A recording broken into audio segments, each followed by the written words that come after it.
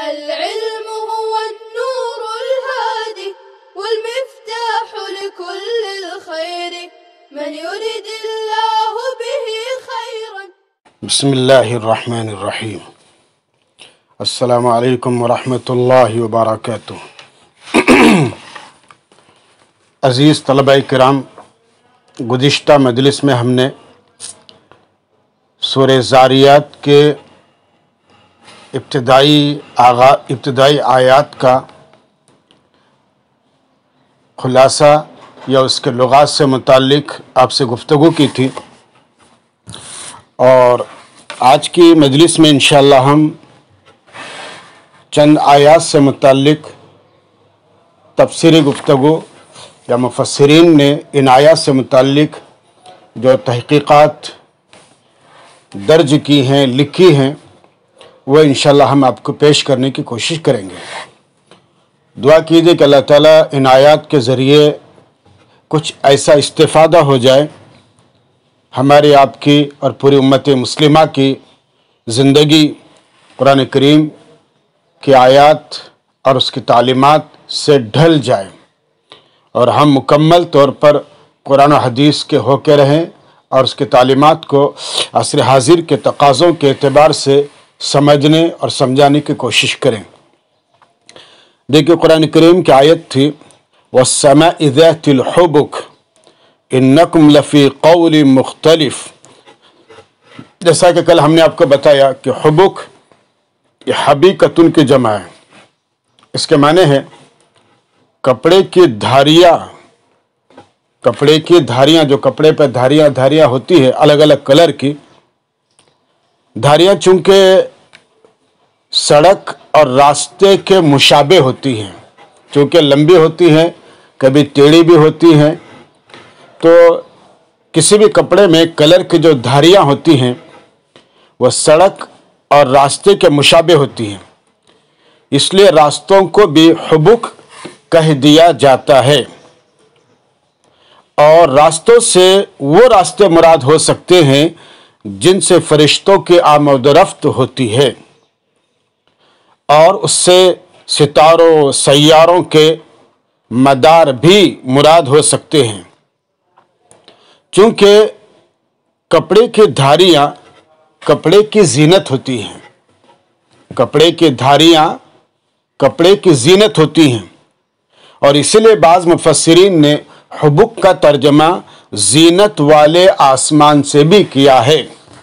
تو جس طرح سے کپڑے کی دھاریاں باعث زینت ہوتی ہیں، دیکھنے والوں کے لیے اچھی لگتی ہیں، نظر اس پر ٹکتی ہے، ایسے ہی جناب من آپ کے آسمان میں ستارے زینت کا سبب ہے اور دیکھنے والوں کے لیے بھلے لگتے ہیں، اور اس میں راستے بھی ہیں. اور پھر فرماتے ہیں کہ انکم لفی قول مختلف. انکم لفی قول مختلف، یعنی مذکورہ قسم کا یہ مقسم بھی ہے. بظاہر اس کے مخاطب مشرکین مکہ ہیں، جو رسول اکرم صلی اللہ علیہ وسلم کے متعلق مختلف اور متضاد باتیں کیا کرتے تھے. یعنی کبھی پیغمبر علیہ السلام کو مجنون کہہ دیا، نعوذ باللہ، کبھی جادوگر کہہ دیا، تو کبھی شاعر کہہ دیا، تو کبھی کاہن کہہ دیا. یہ لغویات ان کے خطابات میں موجود تھے. اچھا، اور ایک احتمال یہ بھی ہے کہ اس کے مخاطب عام لوگ ہوں، مسلم ہو یا کافر. اور قول مختلف سے مراد یہ بھی ہو کہ بعض تو رسول اکرم صلی اللہ علیہ وسلم پر ایمان لاتے ہیں، تصدیق کرتے ہیں، اور بعض انکار و مخالفت سے پیش آتے ہیں. یہ آپ کے تشریحات اور یہ تعبیرات صاحب مظہری نے بھی لکھی ہے اور معرف القرآن والے نے بھی کی ہے. صاحب جلالین رحمۃ اللہ علیہ اس اختلاف کے بارے میں لکھتے ہیں کہ دیکھیے، اس اختلاف اقوال پر متفرق شکلوں والے آسمان کی قسم، متفرق شکلوں والے آسمان کی قسم تشبیہ کے طور پر کھائی گئی ہے. یعنی جس طرح آسمان کے بادلوں اور تاروں کے جھرمٹوں کی شکلیں مختلف ہوتی ہیں، ان میں کوئی مطابقت اور یکسانیت نہیں پائی جاتی، اسی طرح آخرت کے متعلق تم لوگ بھانت بھانت کی بولیاں بولتے ہو، ہر ایک کی بات دوسرے سے مختلف ہے۔ کوئی کہتا ہے کہ یہ دنیا ازلی و ابدی ہے، اس میں کوئی شکست و ریخت نہیں ہو سکتی اور نہ قیامت برپا ہوگی، اور کوئی کہتا ہے کہ یہ نظام حادث ہے اور ایک دن ختم ہو جائے گا، مگر انسان سمیت جو چیز فنا ہو گئی پھر اس کا اعادہ ممکن نہیں ہے۔ کوئی اعادے کو تو ممکن مانتا ہے، مگر اس کا عقیدہ یہ ہے کہ انسان اپنے اچھے برے اعمال کا نتیجہ بھگتنے کے لیے پھر اس دنیا میں بار بار جنم لیتا ہے۔ کوئی جنت و جہنم کا قائل ہے، مگر اس کے ساتھ تناسخ کو بھی ملاتا ہے، یعنی ان کا یہ خیال ہے کہ گنہگار جہنم میں بھی جا کر سزا بھگتتا ہے اور پھر اس دنیا میں بھی سزا پانے کے لیے بار بار جنم لیتا رہتا ہے۔ اچھا، کوئی کہتا ہے کہ دنیا کی زندگی خود ایک عذاب ہے، جب تک انسان کو دنیاوی زندگی سے لگاؤ باقی رہتا ہے اس وقت تک وہ اس دنیا میں مر کر بھی جنم لیتا ہے، اور پھر کوئی آخرت اور دوزخ اور جنت کا قائل ہے، تو مگر کہتا ہے کہ خدا نے اپنے اکلوتے بیٹے کو صلیب پر موت دے کر انسان کے ازلی گناہ کا کفارہ ادا کر دیا۔ تو دیکھیے بچوں کہ کتنی زیادہ ماننے والے نہ ماننے والے، یعنی نہ ماننے والوں کی کتنی زیادہ باتیں مختلف نظر آ رہی ہیں۔ اس لیے قرآن نے کہا انکم لفی قول مختلف، تو اقوال کا اختلاف خود اس امر کا ثبوت ہے، یہ اقوال کا اختلاف خود اس امر کا ثبوت ہے کہ وحی رسالت سے بے نیاز ہو کر انسان نے اپنے اور اس دنیا کے انجام پر جب کبھی کوئی رائے قائم کی ہے تو علم کے بغیر رائے قائم کی ہے۔ انسان نے وحی رسالت سے بے نیاز ہو کر، رسالت اور وحی سے بے نیاز ہو کر جب بھی اپنے اور اس دنیا کے انجام کے بارے میں کوئی بھی رائے قائم کی ہے بچوں، تو علم کے بغیر رائے قائم کی، ورنہ اگر انسان کے پاس اس معاملے میں فی الواقع براہ راست علم کا کوئی ذریعہ ہوتا تو اتنے مختلف اور متضاد عقیدے پیدا نہیں ہوتے۔ اس لیے قرآن نے کہا یوفک عنہ من افک، افک کے لغوی معنی ہے پھر جانے کے، منحرف ہو جانے کے، اور عنہ کے ضمیر میں دو احتمال ہیں۔ ایک احتمال تو یہ ہے کہ یہ ضمیر قرآن اور رسول کی طرف راجع ہو، قرآن اور رسول کی طرف راجع ہو۔ اس صورت میں معنی یہ ہوں گے کہ قرآن اور رسول سے وہی بد نصیب منحرف ہوتا ہے جس کے لیے محرومی مقدر ہو چکی ہے، اور مفسر علام رحمۃ اللہ علیہ نے اس احتمال کو اختیار کیا ہے۔ اور اس کے بعد دیکھیے پھر قرآن کریم کی آیت ہے۔ اچھا، دوسرا احتمال یہ ہے کہ عنہ کی ضمیر قول مختلف کی طرف راجع ہو، عنہ کی ضمیر قول مختلف کی طرف راجع ہو، تو اس صورت میں معنی یہ ہوں گے کہ تمہارے مختلف اور متضاد اقوال کی وجہ سے وہی شخص قرآن اور رسول کا منکر ہوتا ہے جو ازلی بد نصیب اور محروم ہو، جو ازلی بد نصیب اور محروم ہو۔ اور پھر قرآن پاک کی دیکھیں آیت ہے کہ قتل الخراسون، خراس اس میں مبالغہ ہے جس کے لغوی معنی اندازہ لگانے کے، ظن اور تخمین سے باتیں کرنے والے کے ہیں، اور مراد کفار ہیں جو اللہ کے نبی صلی اللہ علیہ وسلم کے بارے میں بلا کسی علم اور دلیل کے مختلف اور متضاد باتیں کہتے رہے ہیں۔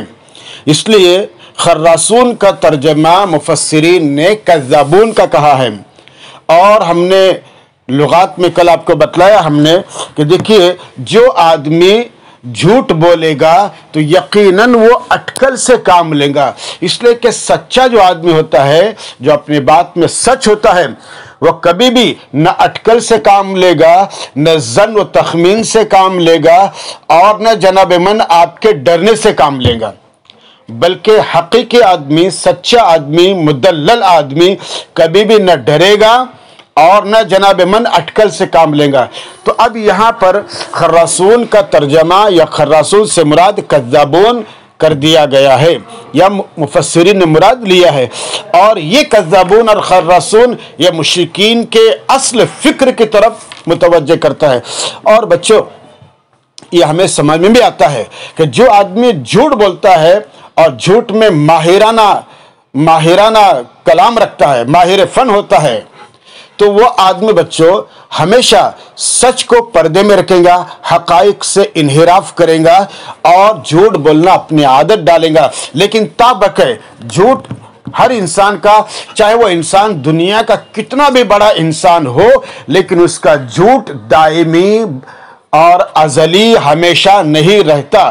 اللہ کی طرف سے غیبی طور پر ایسا نظام ہوتا ہے کہ ایک نہ ایک دن اس کے جھوٹ اور ظلم کا پردہ فاش ہو ہی جاتا ہے، جیسے مشرکین کا ہوا. اور اس کے بعد پھر اللہ تعالیٰ نے اہل ایمان کا تذکرہ کرتے ہوئے فرمایا کانوا قلیلا من اللیل ما یہجعون، کہ کفار اور منکرین کے ذکر کے بعد اب مؤمنین اور متقین کا ذکر کئی آیتوں میں آیا ہے. یہجعون جیسے کل ہم نے آپ کو لغات میں بتایا، ہجوعن سے مشتق جس کے معنی کیا ہے؟ رات کے سونے کے ہیں.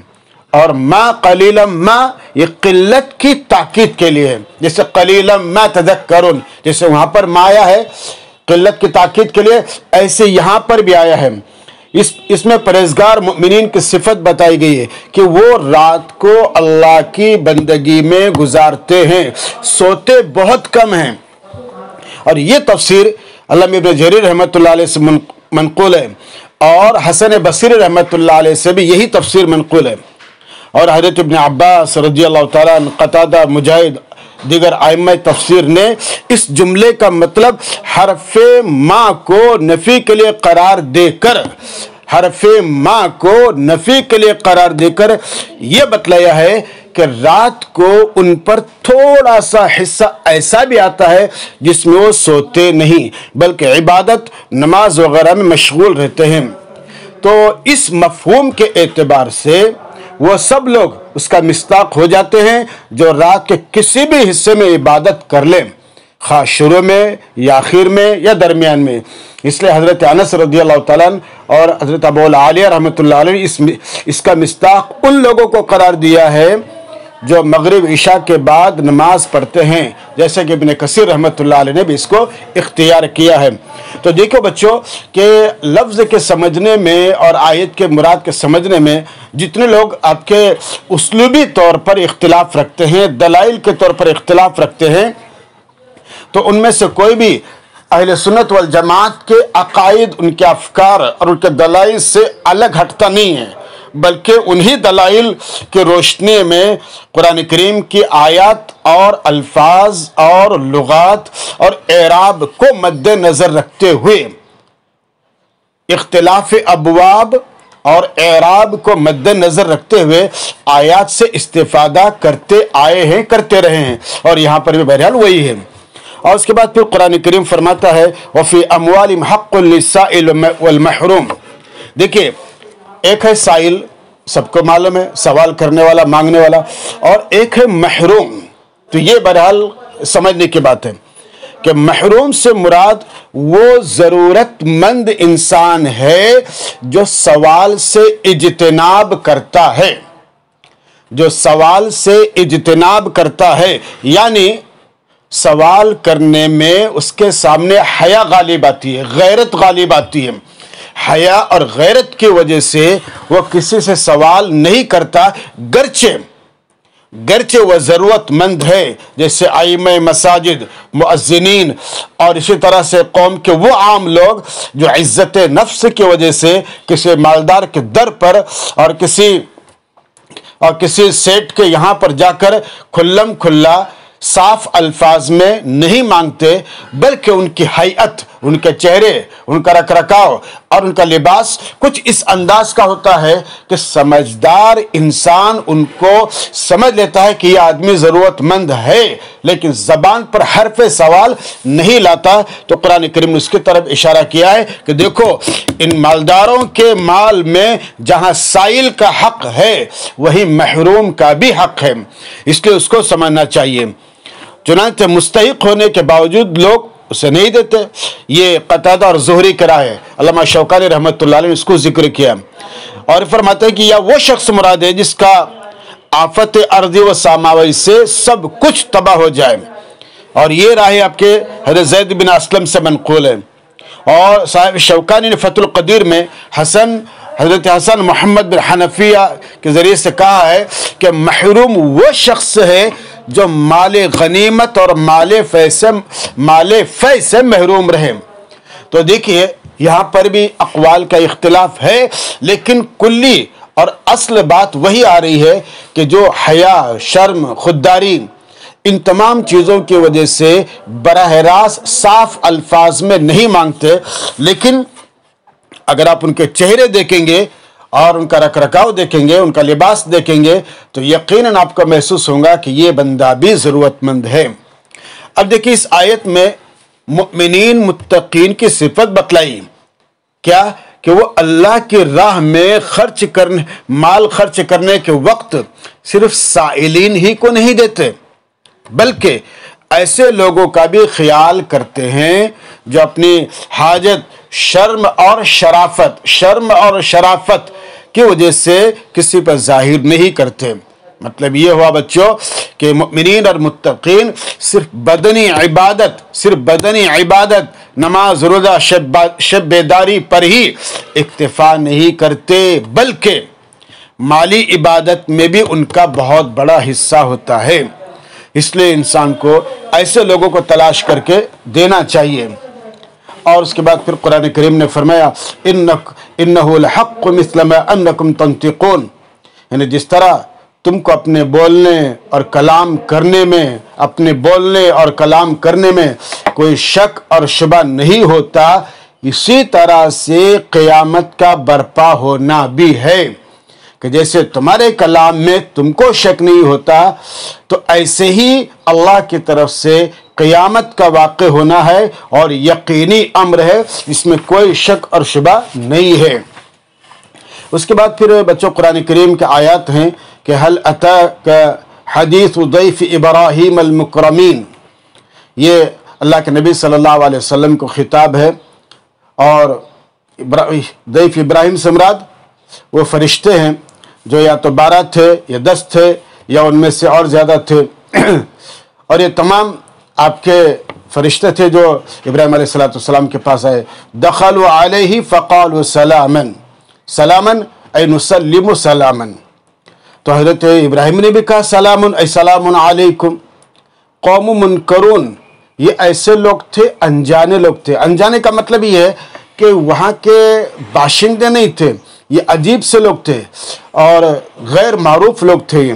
اس لیے صاحب جلالین نے فرمایا ہے کہ لا نعرفهم قال ذلك في نفسه وخير وخبر مبتدأ مقدر اي هؤلاء المنکرون اي هؤلاء فراغ الى اهله اي سرا. راغ الى سے کے ساتھ کسی کے ساتھ کہیں چپکے سے چلے جانا، بے خبر چلے جانا.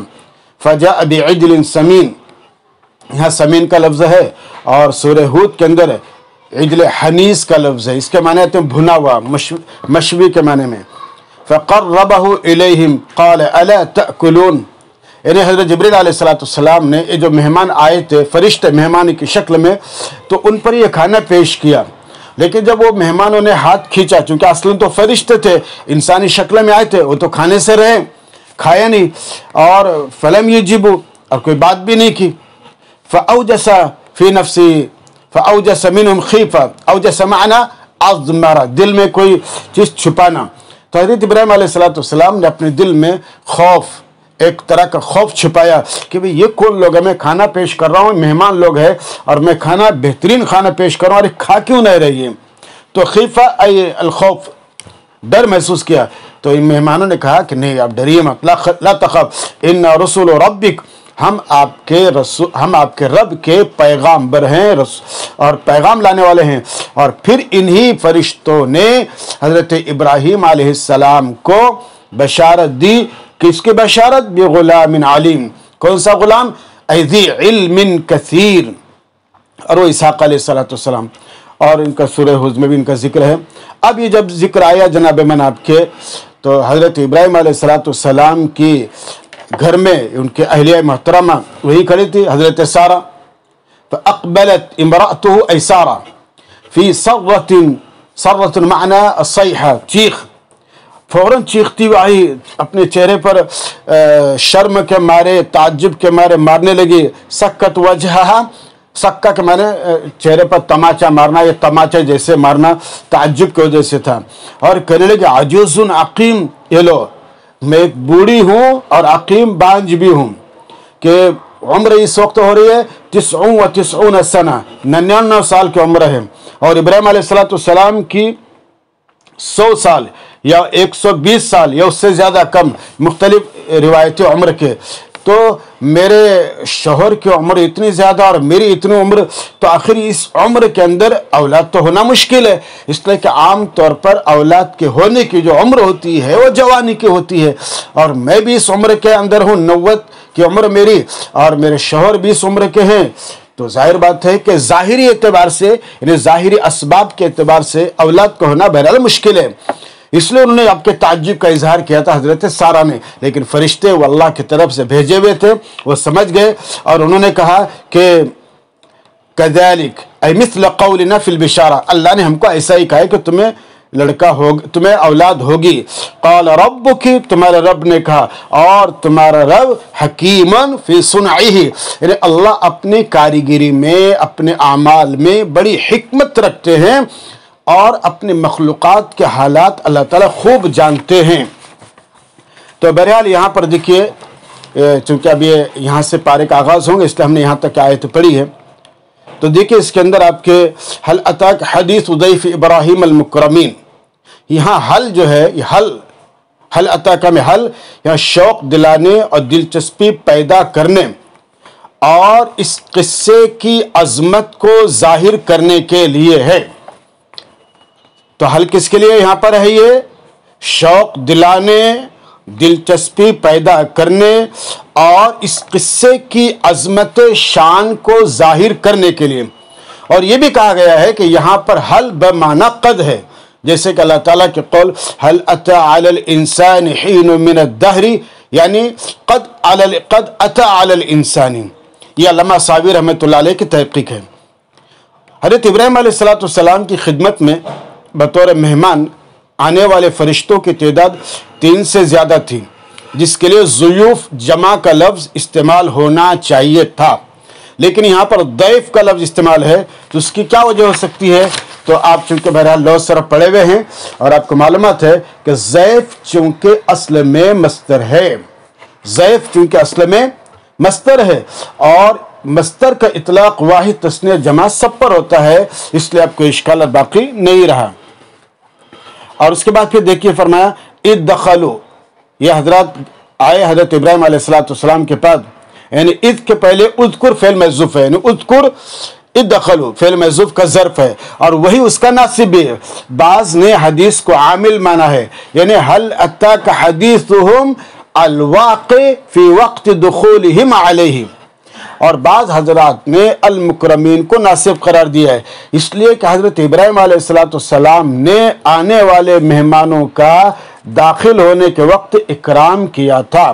اور جب اکرام کیا تھا تو آگے کی آیت اس کی طرف اشارہ کرتی ہے، قالوا سلاما، سلاما یا نسلم سلاما، یعنی مفعول مطلق ہے فعل محذوف کا، تو اس کا جو ناصب ہے یہ سلمت فعل محذوف ہے، اے سلمت سلاما یا نسلم علیکم سلاما، یہ بھی کہہ سکتے ہیں. اور مصدر جو کہ فعل کے بھی قائم مقام رہتا ہے، قائم مقامی کر رہا ہے، اس لیے فعل کو حذف کر دیا، اور سلام ابراہیم علیہ السلام نے جواباً کہا، یعنی سلام علیکم.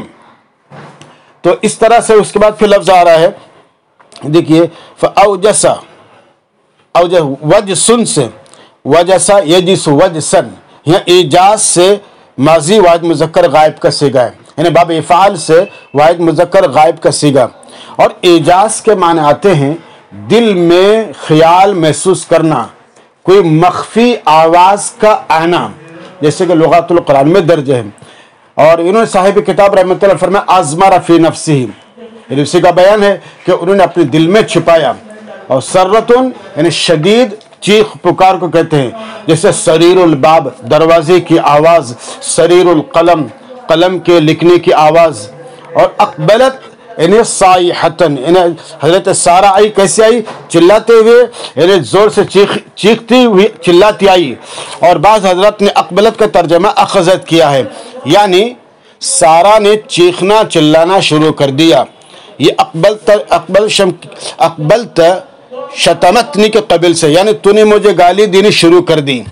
فسکت وجہہا، یعنی سارہ نے بڑھاپے میں فرزند کی خوشخبری سن کر تعجب سے اپنا منہ پیٹ لیا، منہ پہ مارا، اور پھر یہ کہنے لگی لو عجوز عقیم، یعنی انا عجوز عقیم فکیف الد، کہ بھائی میں تو بڑھیا بھی ہوں اور بانج بھی ہوں، تو آخر میرے بچے کیسے ہوں گا؟ اس لیے قرآن کذالک یا مصدر محذوف کی صفت ہونے کی وجہ سے منصوب ہے، ای قال قولا مثل ذلك الذي قلنا۔